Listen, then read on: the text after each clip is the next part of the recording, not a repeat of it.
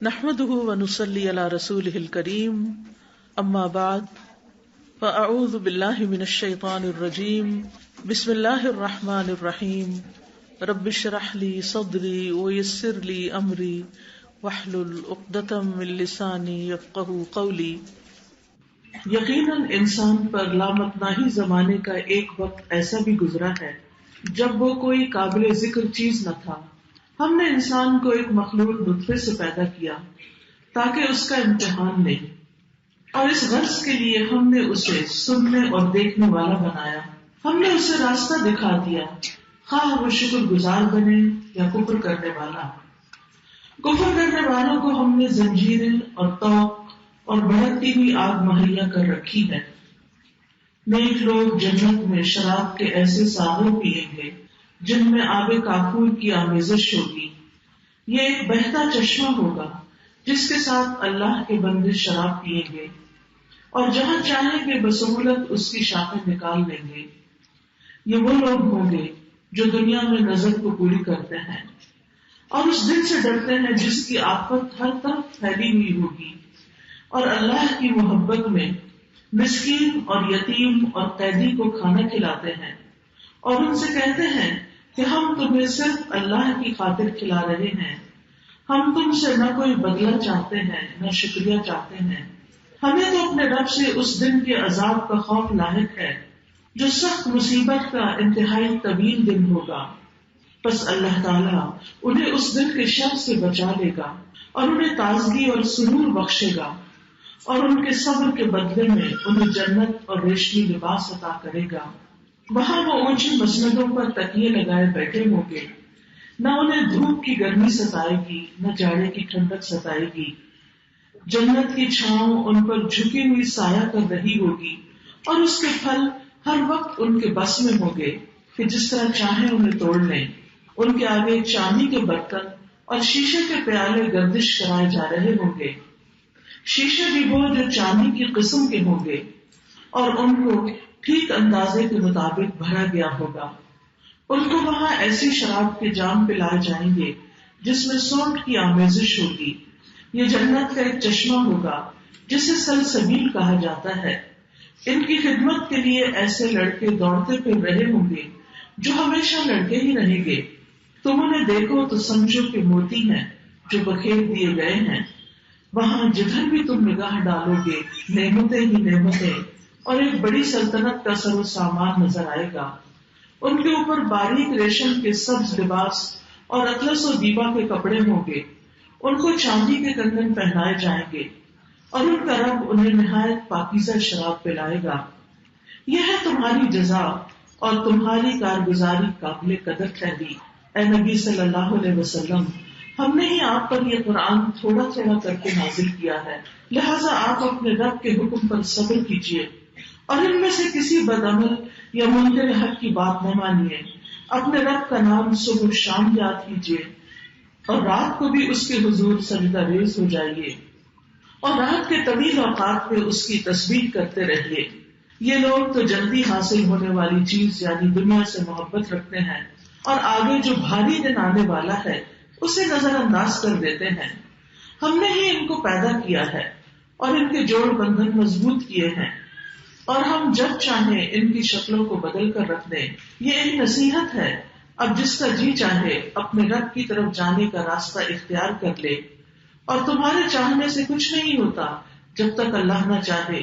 یقیناً اللہ بڑا علیم اور حکیم ہے، اپنی رحمت میں جس کو چاہتا ہے داخل کر لیتا ہے، اور ظالموں کے لیے اس میں دردناک عذاب تیار کر رکھا ہے۔ معزز خواتین، اس وقت میں نے آپ کے سامنے سورۃ الانسان یا سورۃ الدہر کی ترجمہ پیش کیا ہے۔ سورۃ الانسان دراصل انسان کی کہانی ہے کہ انسان کا آغاز کب ہوا، کیسے ہوا، کیوں ہوا، اسے کیا کرنا ہے، اور اس کا انجام کیا ہونے والا ہے۔ یہ سورت مکی سورت ہے، آیات کی تعداد 31 ہے اور 2 رکوع پر مشتمل ہے۔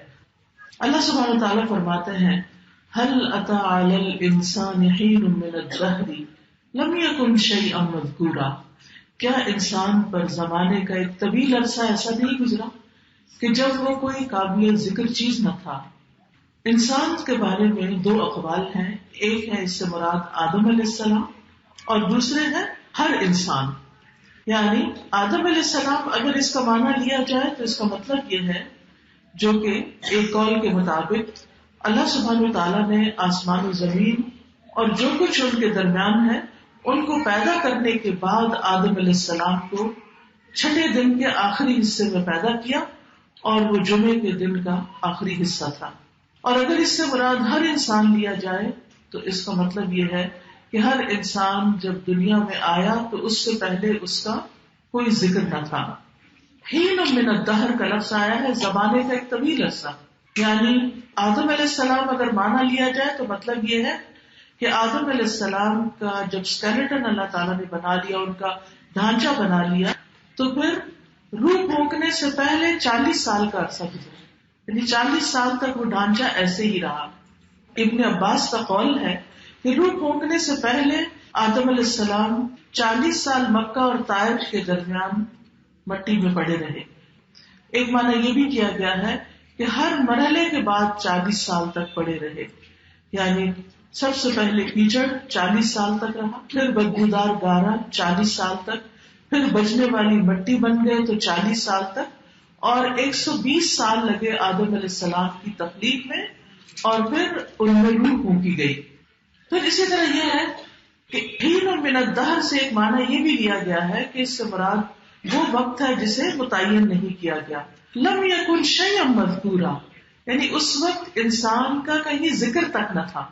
باقی مخلوقات تھیں، آسمان تھا، زمین تھی، اور پہاڑ، درخت، ہر چیز، لیکن وہاں انسان نہیں تھا.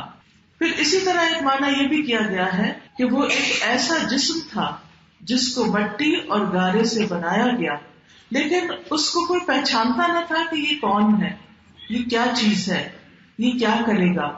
کوئی اس کا نام تک نہیں جانتا تھا، نہ ہی کسی کو یہ پتا تھا کہ اس کا مقصد کیا ہے، یعنی اسے کیوں بنایا جا رہا ہے.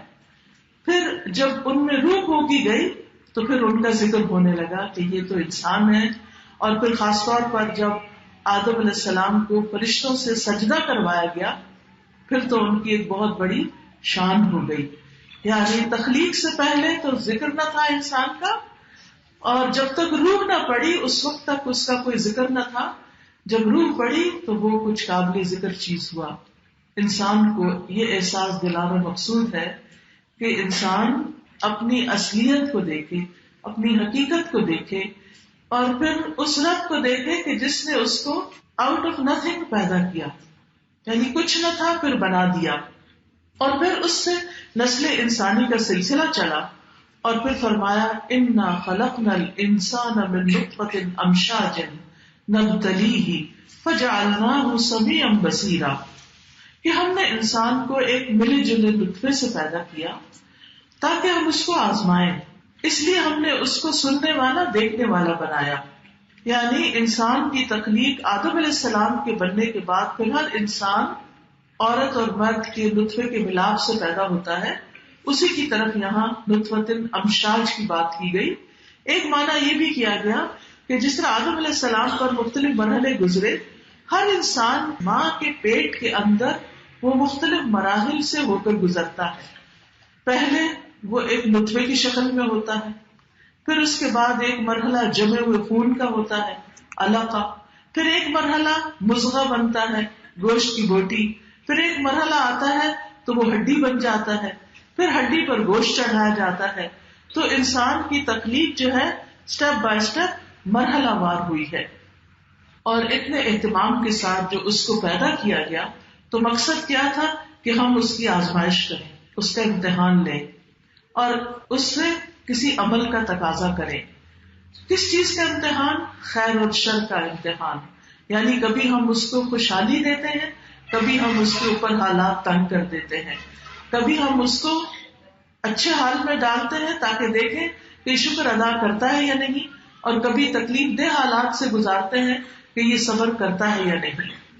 اور پھر فجعلناہ سمیعا بصیرا، اس امتحان کے لیے ہم نے اس کو سننے والا، دیکھنے والا بنایا کہ انسان کیا واقعی سن کر ہدایت حاصل کرتا ہے یا نہیں، اور کائنات کی نشانیاں دیکھ کر غور و فکر کرتا ہے یا نہیں. اللہ تعالیٰ نے انسان کو عقل اور تمیز والا بنایا کہ وہ اچھی بری چیزوں میں تمیز کر سکے. یعنی آنکھ اور کان دونوں ہی دل کے دروازے ہیں اور ان دونوں سے انسان انفارمیشن حاصل کرتا ہے، کچھ چیزوں کو سن کر اور کچھ چیزوں کو دیکھ کر، اور وہ باتیں اس کے دل پہ جا لگتی ہیں. پھر اس کے دل کے اندر سے خیالات اٹھتے ہیں، اچھے یا برے، شکر گزاری کے یا نوشکری کے، صبر کے یا بے صبری کے. تو اسی میں دراصل انسان کا امتحان ہے. پھر فرمایا کہ اس امتحان میں کامیاب ہونے کے لیے ہم نے انا ہدیناہ السبیل، ہم نے اس کو راستہ بھی دکھا دیا.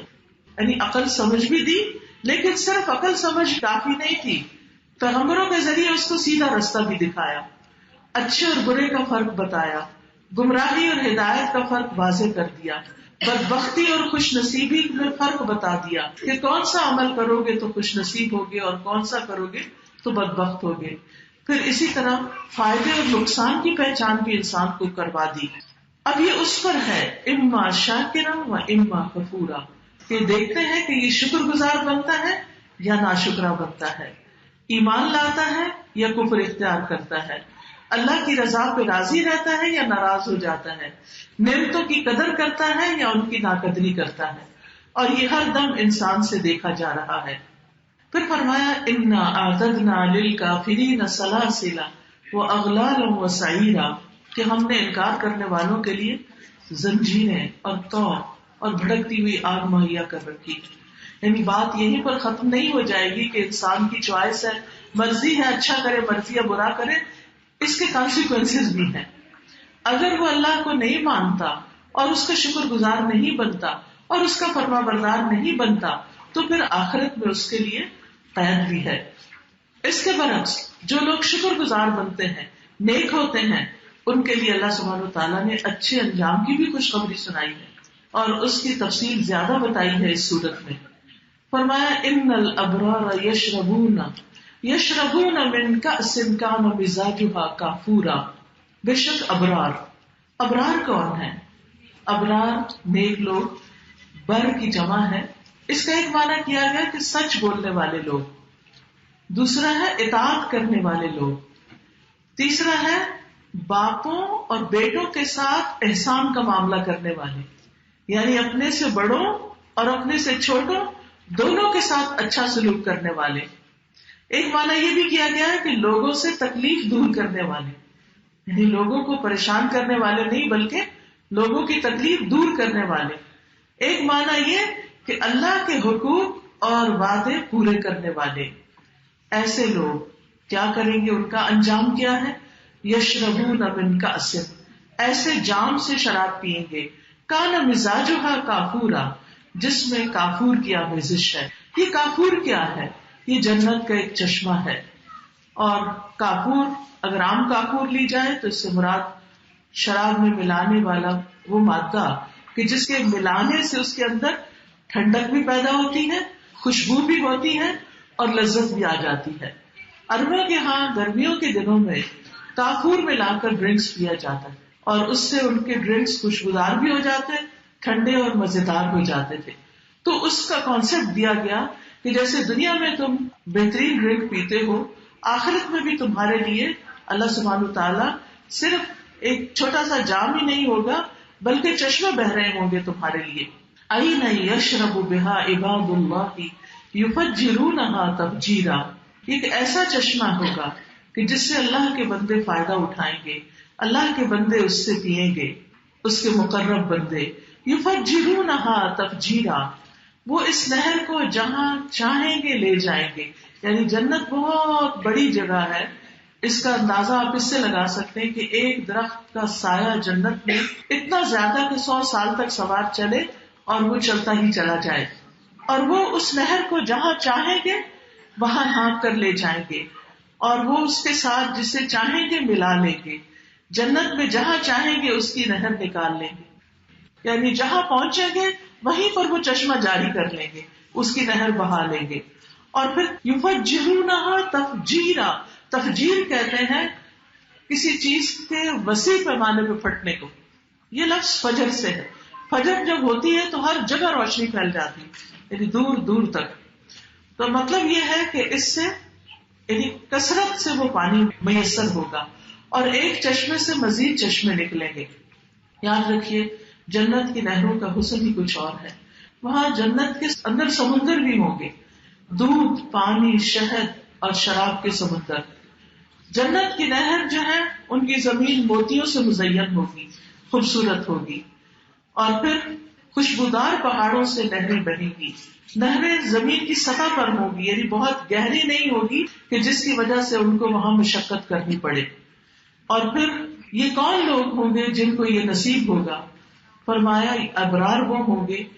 اب ان کی خوبیاں سنیے کہ یہ نہریں اور یہ جنت کی شراب کس کو نصیب ہوگی. یہ وہ لوگ ہوں گے یوفون بالنذر، جو نظر پوری کرنے والے ہیں.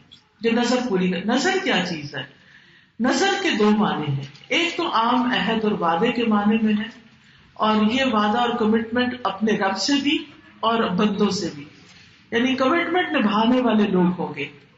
ایک معنی یہ لیا گیا کہ اپنے فرائض پورے کرنے والے ہوں گے، یعنی فرض نماز ہے یا روزہ ہے یا زکوٰۃ ہے یا حج ہے، یہ پرائرٹی پر ان چیزوں کو پورا کریں گے.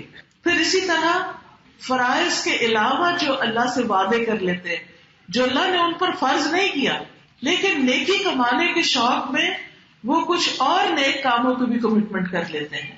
مثلا یہ کہ کسی یتیم کی تعلیم کا بندوبست کریں گے، کسی بیمار کی دوائی کا بندوبست کریں گے، کسی کتب خانے میں کتب رکھوائیں گے، کہیں مسجد بنوائیں گے، وغیرہ وغیرہ. جو ہر انسان جب نیکی کے کچھ کاموں کے بارے میں سنتا ہے تو سوچتا ہے میں بھی کچھ کروں. پھر وہ اپنے دل میں ایک عہد کر لیتا ہے کہ میں یہ کام کروں گا.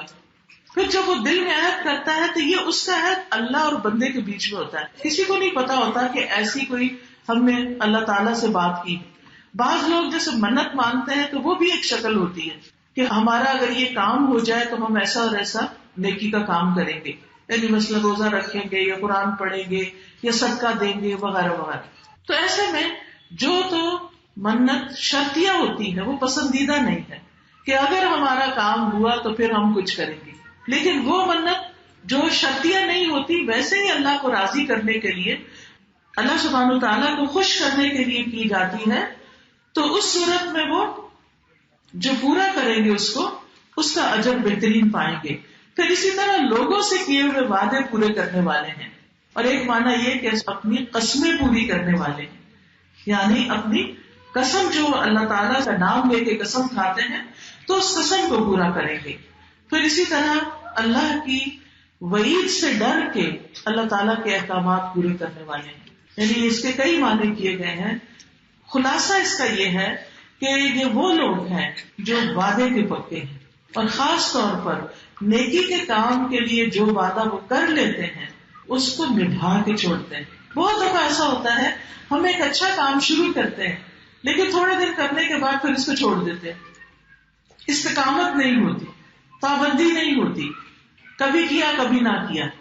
تو جب انسان کوئی بھی نیکی کا کام شروع کرے چاہے وہ چھوٹا سا ہی کیوں نہ ہو، اس کو پابندی سے کرنا اللہ سبحانہ تعالیٰ کو زیادہ پسند ہے.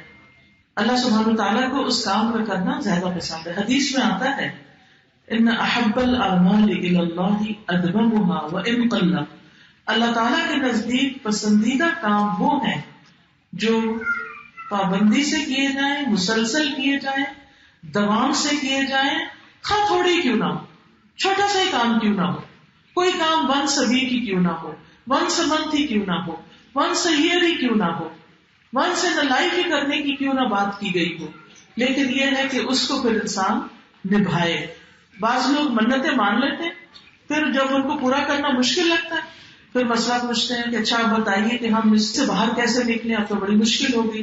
مثلا کسی کا بیٹا نہیں، وہ کہتا ہے جب بیٹا ہوا تو میں پھر ہر روز 2 نفل پڑھوں گی. اب ہر روز کون 2 نفل پڑھ سکتا ہے ایکسٹرا؟ بعض اوقات انسان مصروف ہوتا ہے یا کچھ، یا کئی لوگ 2 تو چھوڑے 10 مان لیتے ہیں. کئی لوگ کہتے ہیں 1000 دفعہ قل ہو اللہ پڑھیں گے. کئی لوگ عمرہ کرنے کا مان لیتے ہیں. کئی لوگ کہتے ہیں ہم بچے کو حافظ بنا دیں گے. بچہ تو اپنی مرضی کا ہے، آپ کیسے بنا سکتے ہیں؟ ٹھیک ہے آپ کوشش بھی کرتے ہیں لیکن بہت دفعہ ایسی منتیں نہیں ماننی چاہیے جو انسان پوری نہ کر سکے. لیکن اس سے یہ مطلب نہیں کہ ڈر کے مارے انسان کوئی بھی نیکی کا کام جو ہے اس کی کمٹمنٹ نہ کرے کسی سے.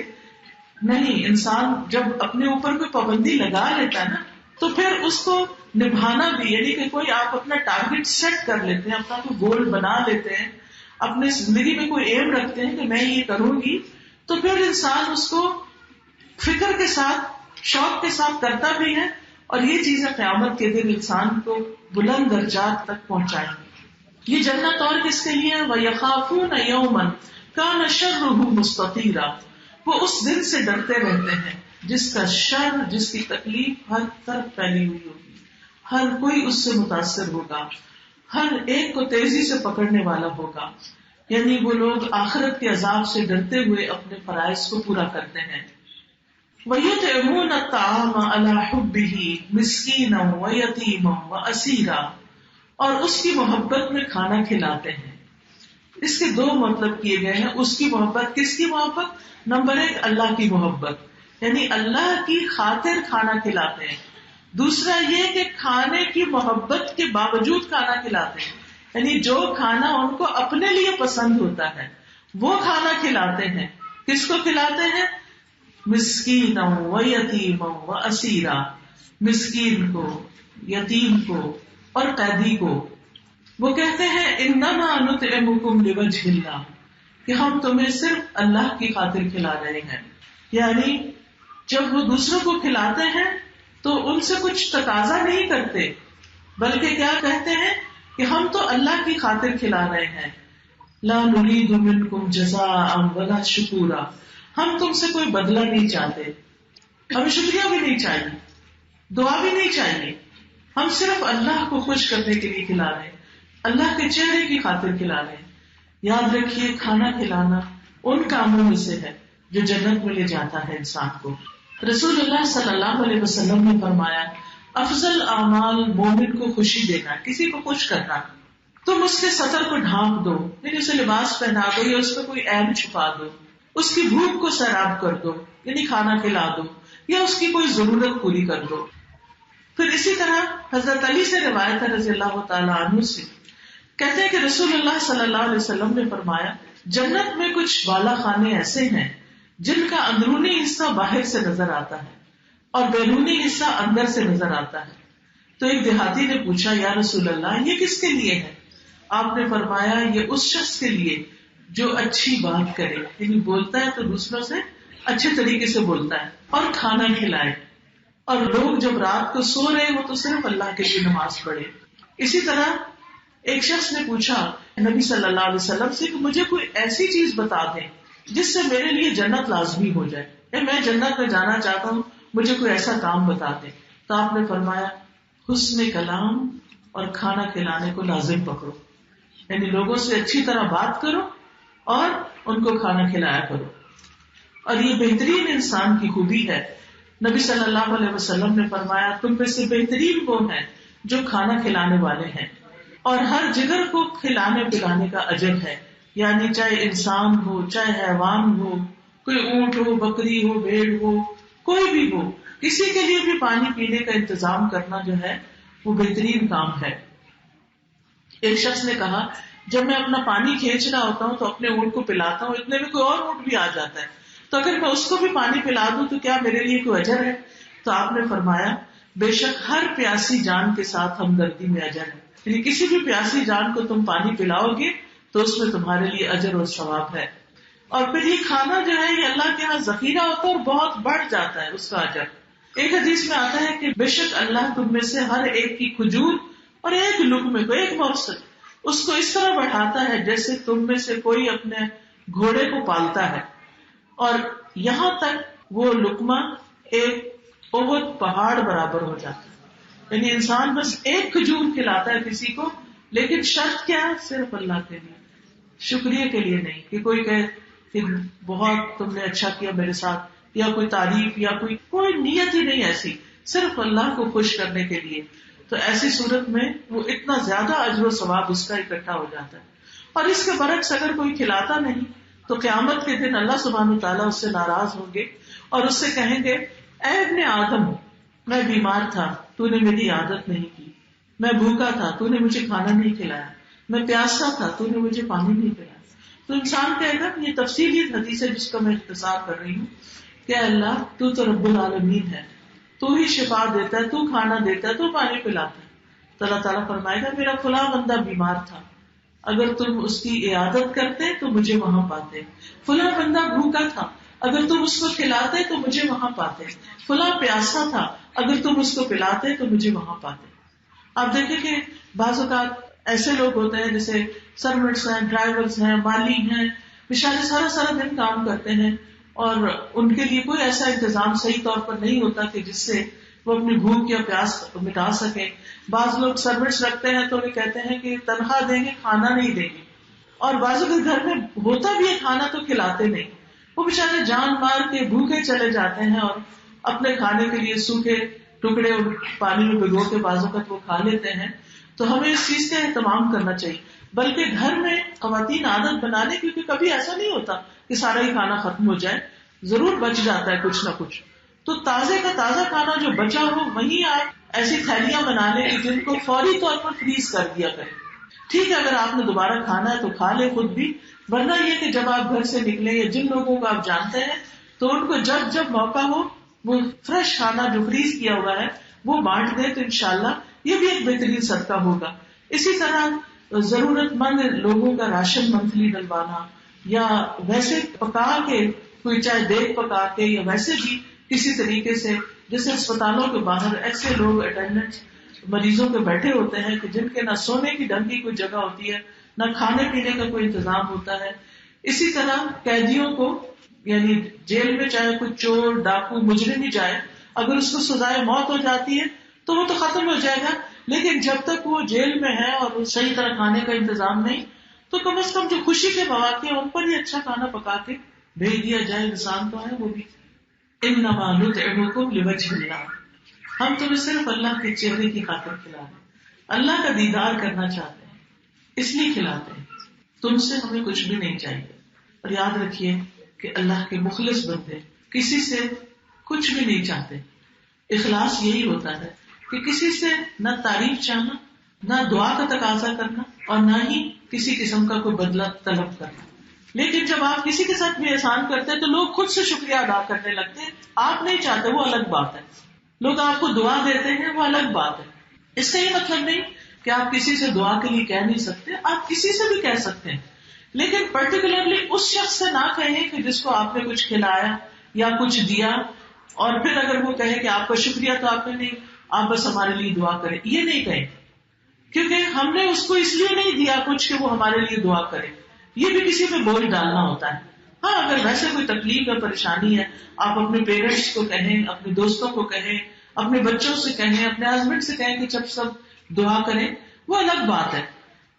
اور ویسے ہمارا فرض بنتا ہے کہ ہم اپنے مومن بہن بھائیوں کو دعاؤں میں یاد رکھا کریں. حدیث میں آتا ہے کہ جب کوئی شخص کسی اور کے لیے دعا کرتا ہے تو اس کے پیچھے اللہ تعالیٰ ایک فرشتہ مقرر کر دیتے ہیں. جب وہ دوسرے کے لیے دعا کر رہا ہوتا ہے انسان، تو فرشتہ اس بندے کے لیے دعا کرتا ہے جو دوسروں کے لیے دعا کرتا ہے، اور کہتا ہے کہ اللہ تعالیٰ تمہیں بھی یہ عطا کرے. اگر کسی کی صحت مانگ رہا ہے تو وہ اس کی صحت کی دعا کرنے لگ جاتا ہے. تو یہ اسی وقت دیر اینڈ دین ریوارڈ ملتا ہے انسان کو. تو اس لیے کسی کے لیے دعا کرتے وقت انسان کو بخل سے کام نہیں لینا چاہیے. بیماروں، پریشان حالوں، دکھی لوگوں، کسی کا بھی دکھ سنے، چاہے ڈائریکٹلی یا انڈائریکٹلی، تو اور کچھ نہیں اس کے لیے کر سکے تو دعا ضرور کر دیں، تو اللہ تعالیٰ آپ کو پریشانیوں سے بچائے گا. پھر اس کے بعد اللہ کے چہرے کے لیے، یعنی اللہ کا دیدار کرنے کے لیے انسان کو نیک اعمال کرنے چاہیے. اور جنت والے جب سب جنت میں چلے جائیں گے اور اللہ تعالیٰ ان کو ہر وہ نعمت دے گا جو وہ چاہیں گے، تو اللہ تعالیٰ ان سے فرمائیں گے کہ کچھ اور، تو کہیں گے آپ نے تو ہماری آنکھیں ٹھنڈی کر دی، جو ہم نے مانگا تو نے ہمیں عطا کیا، اور ہمیں کچھ نہیں چاہیے. تو اس وقت اللہ تعالیٰ پھر اپنا دیدار کروائیں گے. اور جب انسان اللہ کو دیکھے گا تو جنت کی ساری نعمتیں بھول جائے گا. یعنی سب سے بڑی خوشی انسان کو اگر مل سکتی ہے تو اللہ تعالیٰ کا دیدار، اللہ کو دیکھنا ہے. یہ کوئی معمولی چیز نہیں ہے، اس کے لیے انسان کو محنت کی ضرورت ہے. اور وہ محنت کیا؟ اخلاص، خالص ہو کے کام کرنا، دنیاوی فائدوں کو بھول کے کام کرنا. دل میں خیال آ سکتا ہے لیکن اس خیال کو جھٹک کے صرف اللہ کے لیے کام کرنا، اور سارے فرائض اللہ کے چہرے کو چاہنے کے لیے کرنا، اسی کی خاطر کھلانا پلانا، علم سکھانا، ذکر اذکار کرنا، صبر کرنا. پھر ابرار کہیں گے انا نخاف من ربنا یوما عبوسا قمطریرا، بے شک ہم اپنے رب سے ڈرتے ہیں اس دن سے جو بہت ہی اداسی والا، سختی والا دن ہوگا. عبوس کہتے ہیں تیوری چڑھانے والے، یعنی اس میں جو منہ بگاڑنے کی بات ہے یہ اس لیے کی گئی ہے کہ وہ دن اتنا سخت ہوگا، تنگی والا سخت دن ہوگا کہ جس میں انسانوں کے چہرے بگڑ جائیں گے. عبوس میں دونوں ہونٹوں کو سکیڑ لیا جاتا ہے اور قمطریر میں پیشانی اور بھویں سکیڑ دی جاتی، یعنی چہرے جو ہیں ان کی حالتیں بدل جائیں گی. لیکن ایسے لوگ جو ابرار ہوں گے فوقاہم اللہ شر ذلک اليوم، اللہ ان کو اس دن کے شر سے بچا لے گا، ان کو کوئی تکلیف نہیں ہوگی. کتنی بڑی بات ہے کہ سارے لوگ پریشانی میں ہوں، لیکن یہ جو نظر پوری کرتے ہیں اور کھانا کھلاتے ہیں اور اللہ کے چہرے کی امید رکھتے ہیں اور نیکیوں کے کام کرتے ہیں، کمٹمنٹس نبھاتے ہیں، یہ لوگ پریشانی کے بغیر ہوں گے، مطمئن پرسکون. وَلَقَّاهُمْ نَضْرَةً وَسُرُورًا، اور ان کو تر و تازگی اور سرور حاصل ہوگا، یعنی ان کے چہرے سفید اور صاف شفاف ہوں گے، حسین اور پر رونق ہوں گے، ان کے چہروں پر نعمتوں کے رونق کے آثار ہوں گے. جنت میں جانے والوں کے چہروں کے بارے میں آتا ہے، رسول اللہ صلی اللہ علیہ وسلم نے فرمایا میری امت میں 70,000 آدمی جنت میں جائیں گے، وہ ایک دوسرے کو تھامے ہوئے ہوں گے، ہاتھ پکڑ کے جا رہے ہوں گے، ان کا پہلا ابھی اندر داخل نہ ہونے پائے گا جب تک کہ ان کا آخری بھی داخل نہ ہو جائے، سب مل کے اندر جا رہے ہوں گے. ان کے چہرے 14ویں رات کے چاند کی طرح ہوں گے. پھر اسی طرح جنت کا ایک چکر انہیں دنیا کے سارے غم بھلا دے گا. وہاں ان کو کہا جائے گا تم ہمیشہ صحت مند رہو گے، کبھی بیمار نہ ہوگے، تم ہمیشہ زندہ رہو گے، کبھی نہیں موت آئے گی، تم جوان رہو گے، بوڑھے کبھی نہیں ہوگے، یقیناً تم آرام میں رہو گے، کبھی تکلیف نہیں آئے گی. وَنُودُوا أَن تِلْكُمُ الْجَنَّةُ أُورِثْتُمُوهَا بِمَا كُنتُمْ تَعْمَلُونَ، انہیں پکارا جائے گا یہ ہے وہ تمہاری جنت جس کے تم وارث بنائے گئے ہو ان اعمال کے بدلے جو تم کرتے رہے ہو. پھر جنتیوں کا حسن بڑھانے والا ایک بازار بھی لگے گا. حضرت انس کہتے ہیں کہ رسول اللہ صلی اللہ علیہ وسلم نے فرمایا بے شک اہل جنت کے لیے ایک بازار لگایا جائے گا جہاں وہ ہر جمعہ کو آیا کریں گی. اس میں مشک کے ٹیلے ہوں گے، مستی کستوری ہوتی ہے. جب وہ اس بازار کی طرف نکلیں گے تو ہوا چلے گی جس سے ان کے چہروں، ان کے کپڑوں، ان کے گھروں میں مشک بھر جائے گی اور اس سے ان کا حسن و جمال مزید بڑھ جائے گا. جب وہ اپنے گھر والوں کے پاس واپس آئیں گے تو وہ کہیں گے ہمارے پاس سے جانے کے بعد تو تمہارے حسن و جمال میں اور زیادہ اضافہ ہو گیا ہے. وہ لوگ اپنے اہل خانہ سے کہیں گے کہ ہمارے پیچھے تو تمہارا حسن و جمال بھی خوب بڑھ گیا ہے. یعنی ہر جمعے کو جنتیوں کا حسن اور بڑھتا جائے گا، یعنی بجائے اس کے کہ بوڑھے ہوں، بیمار ہوں، پریشان ہوں، ان کی خوبصورتی ہر ہفتے بڑھتی چلی جائے گی، مزید آگے سے آگے بڑھتے جائیں گے. وَجَزَاهُمْ بِمَا صَبَرُوا جَنَّةً وَحَرِيرًا، اور ان کو ان کے صبر کا بدلہ جنت اور ریشم کی شکل میں دیا جائے گا، کیونکہ انہوں نے اللہ کی اطاعت پر صبر کیا، انہوں نے نظر پوری کرنے میں صبر کیا، کمٹمنٹس نبھانے میں صبر سے کام لیا. اس لیے جنت ان کے لیے ہوگی، ریشم ان کے لیے ہوگا. جنت ایسی جگہ ہے جس کو کسی آنکھ نے دیکھا نہیں، کسی کان نے اس کے بارے میں وہ صحیح ڈسکرپشن ہی نہیں سنی. جنت کی سب سے کم تر چیز بھی اس سے بہتر ہوگی جو دنیا کی سب سے خوبصورت چیز ہے. یعنی دنیا میں آپ خوبصورتی کے لیے سب سے اعلیٰ ترین کوئی چیز حاصل کریں اور اس کو سامنے رکھ کے جنت کو سوچیں تو جنت کی جو سب سے چھوٹی چیز ہوگی وہ بھی اس سے زیادہ خوبصورت ہوگی. تو اب آپ اندازہ لگائیں کہ پھر جنت کیا چیز ہے. متکئین فیہا علی الارائک، وہاں وہ اپنے کاؤچز پر، صوفوں پر ٹیک لگا کے بیٹھے ہوں گے، انجوائے کر رہے ہوں گے. ان کی نشست گاہیں اونچی اونچی ہوں گی، خوبصورت بستر ہوں گے. ابن مسعود کہتے ہیں کہ ان کے بستر جن کا اندرونی حصہ دبیز ریشم کا ہوگا، فرمایا کہ اگر اندر کا استر کا خبر دی گئی ہے تو اوپر والا حصہ کتنا خوبصورت ہوگا.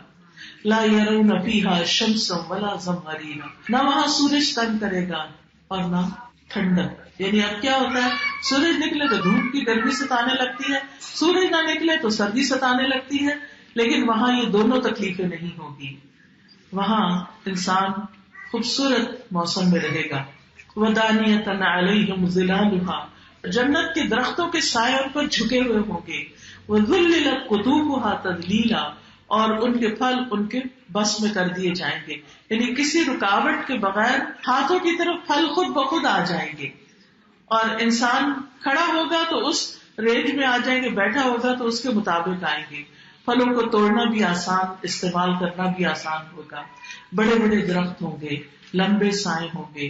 جنت کے ہر درخت کا تنا سونے کا ہوگا، اور پھر طرح طرح کے کھانے اس میں ہوں گے. ایک دفعہ ایک شخص رسول اللہ صلی اللہ علیہ وسلم کے پاس بیٹھا ہوا تھا. اتنے میں ایک اعرابی آیا، اس نے کہا اللہ کے رسول، میں نے آپ کو جنت کے ببول نامی درخت کا تذکرہ کرتے ہوئے سنا ہے. دنیا میں تو یہ درخت سب سے زیادہ کانٹوں والا ہوتا ہے، تو جنت میں بھی کانٹوں والا درخت ہوگا؟ تو آپ صلی اللہ علیہ وسلم نے فرمایا، بے شک اللہ ہر کانٹے کے بدلے خصی بکرے کی خصیوں کی طرح ایک چیز پیدا کرے گا. یعنی جنت میں ببول کے درخت کے ہر کانٹے میں ایک ایسی چیز ہوگی کہ اس کے اندر 70 رنگ کے کھانے ہوں گے، اور ہر رنگ دوسرے سے الگ ہوگا. یعنی جتنے زیادہ کانٹے اتنے زیادہ وہ پیکس ہوں گے، ان پیکس کے اندر مختلف کھانے ہوں گے. اب سوچئے کہ اتنی ورائٹی ہے جنت میں کہ جو کبھی ختم ہی نہیں ہوگی.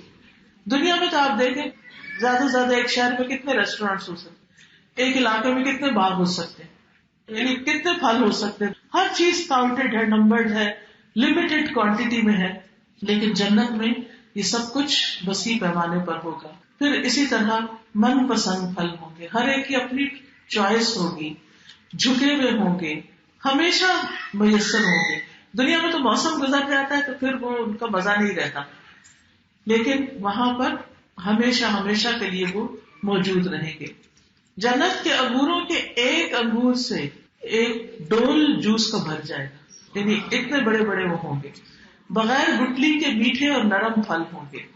ابن عباس کہتے ہیں جنت میں کھجور کے درخت کی شاخیں سبز زمرد اور اس کے تنے کی جڑ سرخ رنگ کی ہوگی، اور اس کے تنے جنتیوں کا لباس ہوں گے. ان میں سے کچھ ٹکڑوں کی صورت میں اور کچھ جوڑے ہوں گے. اس کے پھل ڈولوں کے برابر ہوں گے، دودھ سے زیادہ سفید اور شہد سے زیادہ میٹھے، مکھن سے زیادہ نرم. پھلوں میں گٹلیاں نہیں ہوں گی. بچے آج کل کہتے ہیں نا کہ بون لیس پکائیں، ہم سے ہڈی صاف نہیں ہوتی، اور گٹلی والا پھل نہیں کھانا چاہتے. تو وہاں پر پھل جو ہے وہ گٹلیوں کے بغیر ہوں گے کہ کسی قسم کی تکلیف نہ ہو. اور ڈرنکس وَيُطَافُ عَلَيْهِمْ بِآنِيَةٍ مِّن فِضَّةٍ وَأَكْوَابٍ كَانَتْ قَوَارِيرَ مِن فِضَّةٍ قَدَّرُوهَا تَقْدِيرًا، کہ وہاں پر جو ان پر برتن پھیرائے جا رہے ہوں گے وہ چاندی کے ہوں گے، کرسٹل کے ہوں گے. کرسٹل بھی ایسا جو چاندی کی قسم کا ہوگا، اور صاف شفاف ہوں گے. اور ان کو جنت کے جو سرو کرنے والے ہیں انہوں نے اندازے سے بھرا ہوگا، یعنی وہ جو کپس ہوں گے وہ اس طرح ہوں گے کہ جو آسانی سے ہاتھ میں آ جائیں. یعنی بہت بڑے نہیں ہوں گے کہ اٹھانا مشکل ہو، بہت چھوٹے نہیں ہوں گے کہ پی کے فوراً ختم ہو جائیں. پھر معتدل بھرے ہوئے ہوں گے، گر نہیں رہے ہوں گے، اسپل آؤٹ نہیں ہو رہے ہوں گے. پھر پیئیں گے تو سیراب ہو جائیں گے. ہر ایک کو جتنی طلب ہوگی اتنا ڈرنک آئے گا، اور وہ خوشگواری سے پی جائیں گے. پھر جنت کے برتن سونے کے ہوں گے. اور ایک روایت میں آتا ہے کہ بے شک جنت والوں میں سے ایک شخص جنت کی شرابوں میں سے ایک شراب کی خواہش کرے گا تو برتن خود بخود اس کے ہاتھ میں آ جائے گا اور وہ اس کو پی لے گا. پھر برتن خود بخود واپس اپنی جگہ چلا جائے گا. جب نبی صلی اللہ علیہ وسلم پر قرآن مجید نازل ہوا تو اس وقت تو یہ کسی بھی چیز کا آٹومیٹک ہونا کوئی کانسیپٹ ہی نہیں تھا. یہ تو اب آٹومیٹک مشین، آٹومیٹک فلاں، آٹومیٹک گاڑی، لیکن اس زمانے میں کوئی چیز آٹومیٹک نہیں.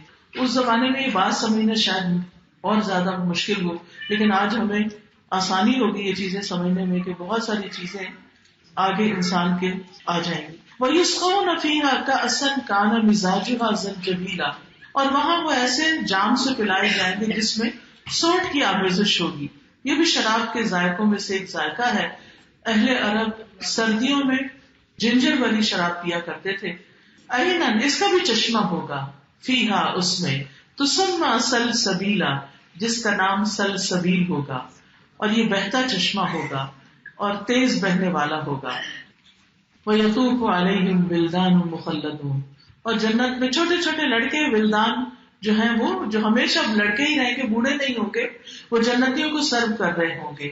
اذا رأيتهم حسبتهم لؤلؤا منثورا، جب تم انہیں وہاں جنت میں دیکھو گے تو سمجھو گے کہ موتی ہیں جو بکھر گئے ہیں، سچے موتی ہیں جو ہر طرف پھیلے ہوئے ہیں، اور بہت ہی صاف ستھرے خوبصورت زیور پہنائے ہوئے وہ بچے ہوں گے جو سرو کر رہے ہوں گے.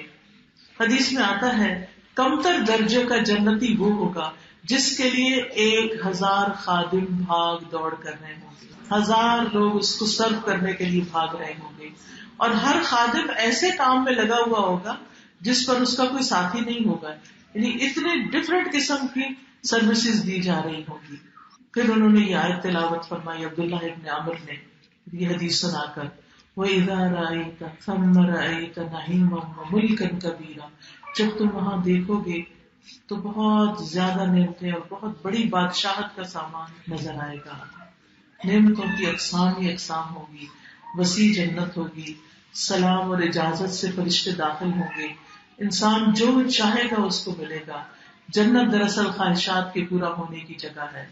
جنت کے ایک کنارے سے دوسرے کنارے کا فاصلہ 40 سال کی مسافت پر ہوگا. پھر اسی طرح مختلف لوگوں کی مختلف کیپیسٹی ہوگی. بعض لوگوں کی جنت بہت زیادہ وسیع ہوگی، موتی اور یاقوت کی سیڑھیاں ہوگی، یعنی دنیا میں تو انسان سوچ ہی نہیں سکتا ایسی چیزوں کے بارے میں. ادنا درجے کی جنتی کی بادشاہت جو ہے وہ بھی بہت وسیع ہوگی. سب سے اعلیٰ جنت جنت الفردوس ہے. نبی صلی اللہ علیہ وسلم نے فرمایا کہ جب مانگو تو جنت الفردوس مانگو. پھر ان کے لباس کا ذکر ہے یہاں کہ ان کے اوپر ریشم کے لباس ہوں گی، دبیز ریشم بھی، باریک ریشم بھی، اور ان کو چاندی کے کنگن پہنائے جائیں گے. وہ کپڑا کبھی پرانا نہیں ہوگا. اور پھر سونے کی کنگیاں ہوں گی، موتیوں کے ہار ہوں گے. اہل جنت کے زیورات میں سے اگر کوئی ذرا سا بھی دنیا میں ظاہر ہو جائے تو ستاروں اور سورج کی روشنی جو ہے وہ ختم ہو جائے، اتنے چمکدار ہوں گے. اور پھر سب سے بڑی نعمت وَسَقَاهُمْ رَبُّهُمْ شَرَابًا طَهُورًا، ان کا رب انہیں شراب طہور پلائے. پہلا کیا ہے، خود بخود جہاں چاہیں گے نہر نکال لیں گے. دوسرا کیا ہے، جو ولدان ہے غلمان ہے وہ ان کو شراب پلائیں گے، خادم پلائیں گے. اور تیسرا زبردست آنر جو ان کو بخشا جائے گا وہ کیا کہ ان کا رب ان کو شراب پلائے گا. یہ اعلیٰ ترین درجہ ہوگا. اور شراب بھی ایسی کہ جس سے انسان کو کسی قسم کی کوئی تکلیف نہ ہوگی، نہ سر چکرائے گا، نہ پینے کے بعد کہیں واش روم جانے کی ضرورت پیش آئے گی.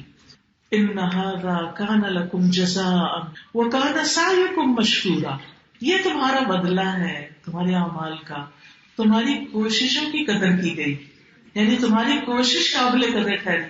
اب ہم سب کو سوچنا چاہیے کہ ہم کیا کوشش کر رہے ہیں اس جنت کو بنانے کے لیے. کہیں ایسا تو نہیں کہ ہم سارا وقت صرف دنیا ہی دنیا بنانے کی کوشش میں لگے رہتے ہیں اور سارا وقت اسی کے لیے بھاگ دوڑ کرتے رہتے ہیں، تھکتے ہیں، بازاروں میں پھرتے ہیں، گھومتے ہیں پھرتے ہیں کہ یہ چیز خوبصورت ہو جائے، یہ بہترین ہو جائے، یہ بہترین، اس میں نمازیں بھی چلی جاتی ہیں، نوافل کا وقت نہیں بچتا، قرآن پڑھنے اور سمجھنے کا کوئی موقع نہیں ملتا، کسی کی خدمت کرنے اور لوگوں کو کھانا کھلانے کا موقع نہیں ملتا، صرف دنیا ہی کی خاطر سب کچھ کر رہے ہیں. تو ہم سب کو اپنے اپنے اعمال کا جائزہ لینا کہ جنت کوئی معمولی چیز نہیں کہ مفت میں ہاتھ آ جائے، اس کے لیے بھی محنت چاہیے. تو معمولی نیکی بھی جو ہے اللہ کے ہاں قابل قدر ہے. پھر فرمایا ہم نے آپ پر یہ قرآن تھوڑا تھوڑا کر کے نازل کیا، کیوں؟ تاکہ آپ اس کو اچھی طرح سمجھ جائیں، آپ ان میں سے کسی نافرمانی کرنے والے اور ناشکر انسان کی بات نہ مانیں. یعنی انسان جب اللہ کے راستے پہ چلتا ہے تو لوگ طرح طرح کی باتیں بھی کرتے ہیں، تو ان کی باتوں میں نہیں آنا، وہ کرنا ہے جو رب نے کہا ہے. تو کس کس کی؟ جو جھٹلانے والا ہو، غافل دل والا، بہت قسمیں کھانے والا. وَاذْكُرِ اسْمَ رَبِّكَ بُكْرَةً وَأَصِيلًا، کرنے کا کام یہاں بتا دیا گیا. صبح و شام اپنے رب کا ذکر کرو. وَاذْكُرِ اسْمَ رَبِّكَ بُكْرَةً وَأَصِيلًا، صبح اور شام اپنے رب کا نام لیتے رہو. نمازوں کے علاوہ اذکار، کون سے اذکار؟ صبح و شام کے. آئی ہوپ کہ یہاں پر صبح و شام کے اذکار کا کارڈ موجود ہو. جہاں تک ذکر کا تعلق ہے تو اس میں آپ دیکھیے لا الہ الا اللہ کا ایک کارڈ ہے، اس میں لا الہ الا اللہ کی فضیلت بتائی گئی ہے. ساتوں آسمان اور زمینیں اگر ترازو کے ایک پلڑے میں ڈالی جائیں اور دوسری طرف لا الہ الا اللہ ہو تو لا الہ الا اللہ کا پلڑا جھک جائے گا.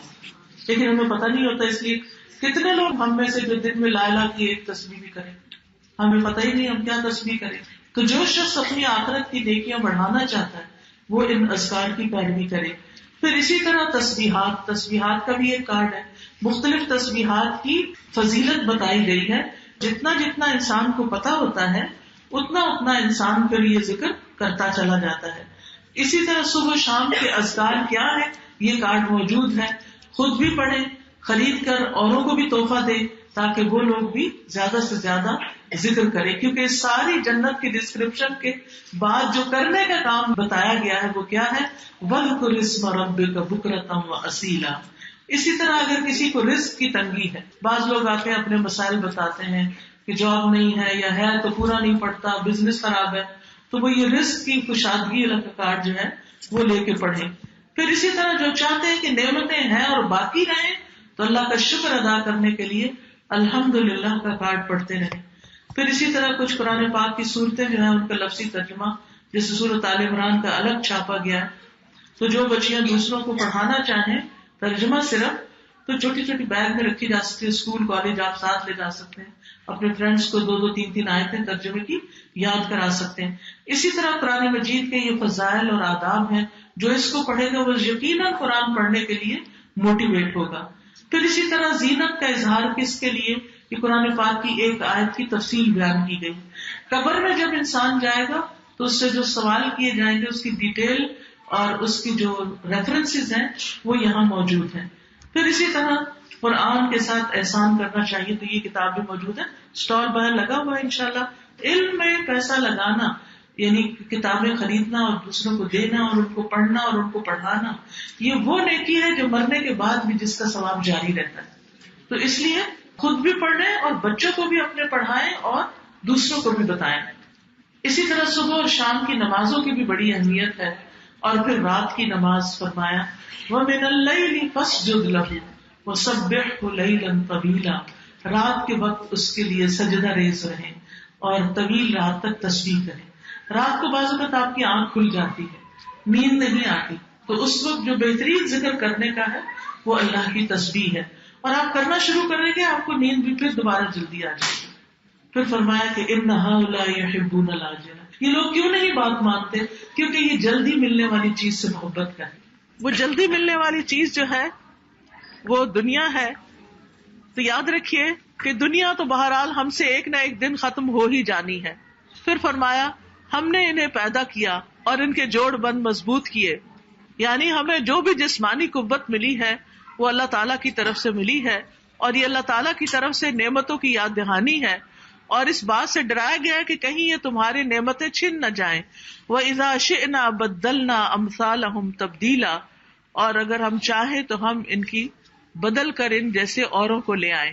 یعنی جو ناشکرے ہیں ان کو ہٹا کر جو شکر گزار ہیں ان کو لے آئیں، کفر کرنے والوں کی جگہ ایمان والوں کو لے آئیں.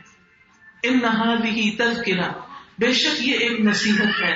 فمن شاء اتخذ الى ربه سبیلا. اب جس کا جی چاہے اپنے رب کی طرف جانے کا راستہ بنا لے. یعنی اللہ نے ایک نصیحت آپ کو کر دی، اب جو چاہے نیکیوں کا راستہ اختیار کر لے. وما تشاءون الا ان یشاء اللہ. اور نہیں تم چاہتے مگر یہ کہ اللہ چاہے. یقیناً اللہ ہمیشہ سے سب کچھ جاننے والا، کمال حکمت والا ہے. یعنی انسان ارادہ کرتا ہے، اپنی چاہت دکھاتا ہے اور محبت اور حرص رکھتا ہے تو اللہ تعالیٰ بھی اس کو سیدھا راستہ دکھا دیتا ہے. یدخل من یشاء فی رحمتہ. جس کو چاہتا ہے اپنی رحمت میں داخل کرتا ہے، اور اس کی رحمت اس کی جنت ہے. یعنی جنت میں لے جانا کسی کو اس کی رحمت سے. لہذا ایسے کام کریں جس سے اللہ کی رحمت آتی ہو. والظالمین اعد لهم عذابا الیما. اور ظالم لوگوں کے لیے اس نے دردناک عذاب تیار کر رکھا ہے. اللہ سبحانہ وتعالی ہمیں اس سے محفوظ رکھے. وآخر دعوانا ان الحمد للہ رب العالمین. سبحانک اللہم وبحمدک اشہد ان لا الہ الا انت استغفرک و اتوب الیک. السلام علیکم و رحمۃ اللہ وبرکاتہ.